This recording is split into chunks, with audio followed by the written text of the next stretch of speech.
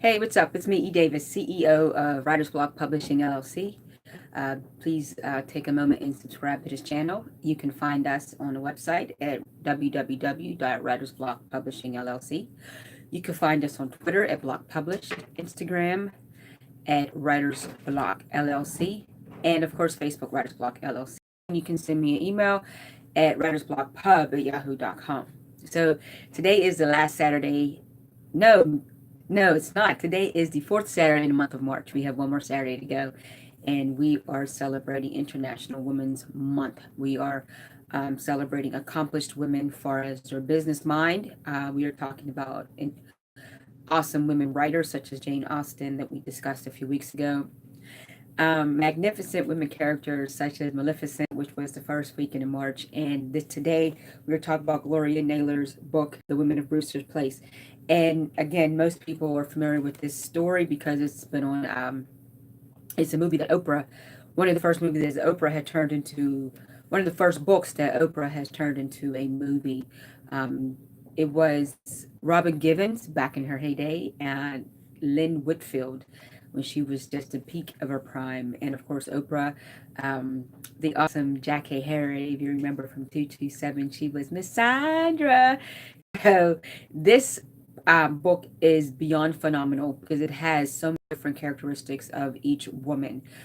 It was dealt with a lot of the heavy, a lot of the emotional turmoil, a lot of the emotional conflict, such as Oprah Winfrey's character, and she was a, I want to say, a farmer's daughter.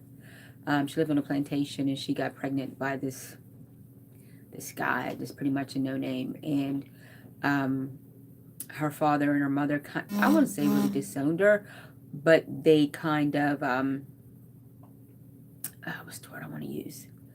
Kind of made her just kind of go off on her own to take care of her baby. It was a kind of a turbulent situation when she got pregnant, and then she ended up living in with this woman, and the woman took care of Oprah and the baby. The woman um, became like a type of mother. Oprah offered for years and years and years to pay her rent, and the woman just kept saying, "I just need you to save your money," not wanting to take that rent money, but just to want to help out another woman in need. And the Oprah just basically took care of her. Oprah's character raised her son and took care of the woman's granddaughter, and they grew up as friends. And then life happens, and Oprah's character, whose son's name was Basil, he ended up in jail, and she put up the house that the woman that Oprah's character had lived with. She put the house up as collateral, and he didn't appear in court. He didn't do what he's supposed to do. She ended up losing the house, hence moving to Brewster's Place. When she moved to Brewster's Place, she met a series of colorful characters. The first one was one of her best friends, who was played by Jackie Harry. She was kind of a loose woman, kind of a flashy woman, worldly woman. And then there was Robin Givens' character, who grew up kind of privileged. Her mother was played by the very, very talented Cicely Tyson.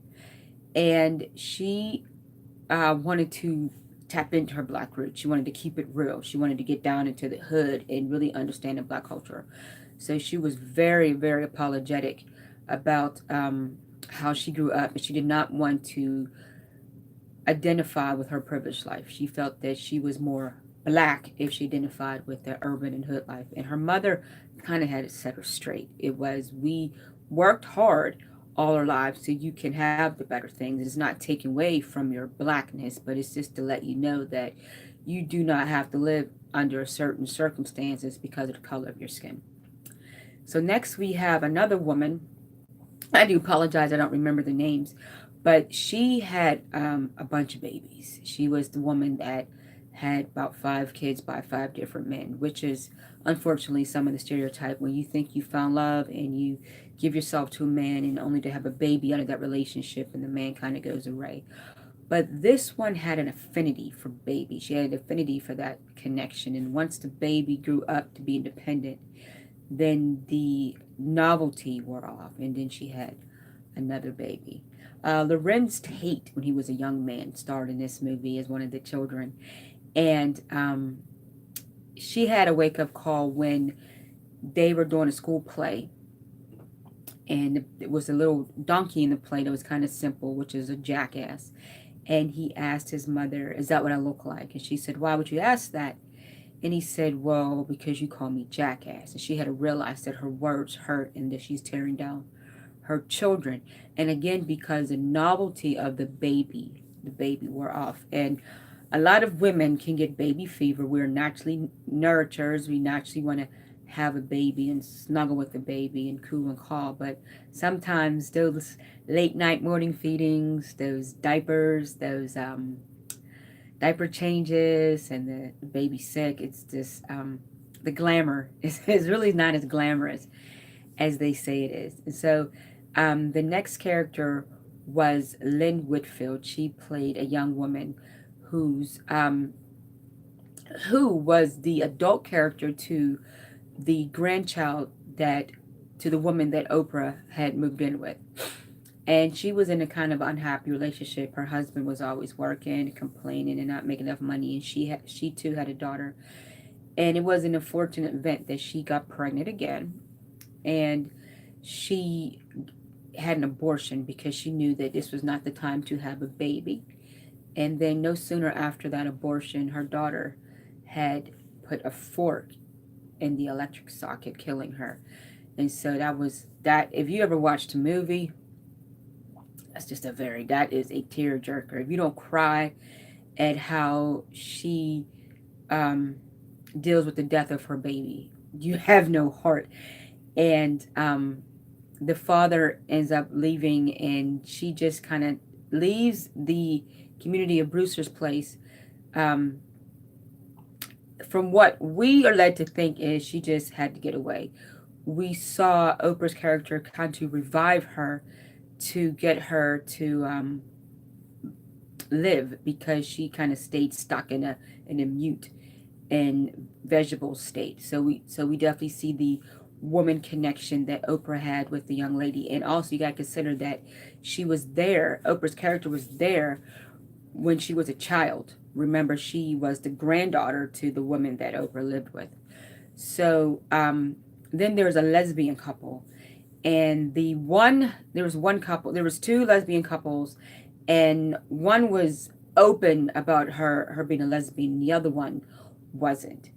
And and of course in today's society, when you are gay, and it's not, of course it's more accepted in today's society, but there is still some conservatives who do not believe that it's right, who feel in their spirit that it's wrong. um, Still frowned upon. They're not out and open.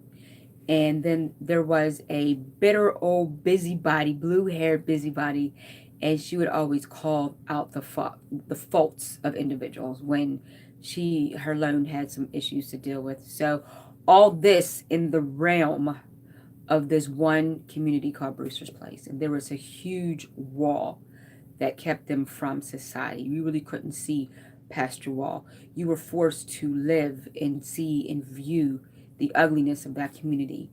And there was a situation where the one woman, the lesbian woman, was raped, and it was a very horrifying experience.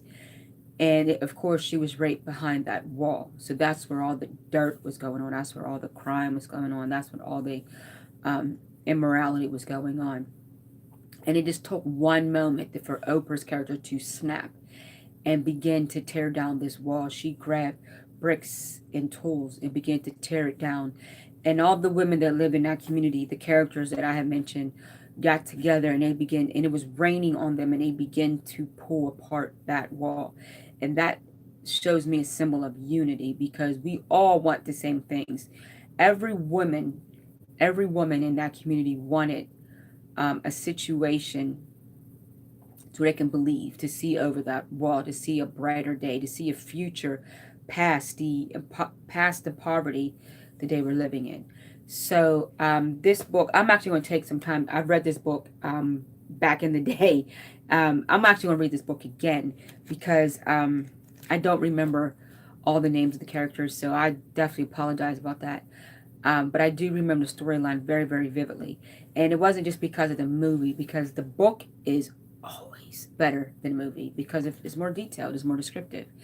And what I'm going to do is I'm going to read this book this week and I'm going to discuss it. So hopefully next weekend, not hopefully, next weekend we can definitely get into detail because it is about celebrating women. Women have been battling for years for the acceptance, for the privilege, for the equal opportunity, to be, um, to just stand up, not really alongside men. I don't think it's just that issue. I just think that if we are working just as hard as the man, then we should be equally valued, equally paid, equally respected as the man. We women are givers of life. We birth out children. We birth out nations. We take care of home. We go to work and we do our 9 to 5. And we come home and take care of the kids and cook the dinner and do the laundry. And we also cater to our men, whether they're our husbands or our boyfriends or whatever. It's so important to respect and honor and reverence the woman because, again, without us, men wouldn't be here. You think of Earth. Mother is producing the life of Earth. You think of the phenomenal woman in history. Think of the concept of Troy. One woman caused such a great war. Okay, and just one woman. Just think the powerfulness of that one woman to cause such a ruckus, as I would say. So, thank you so much for watching. Please feel free to subscribe. I will, again, come back to you once this book is finished. There's only not even 200 pages. I can get this done. So if you want to read this with me, to take a look at it, we'll talk about it. Talk with you soon. Have a great day.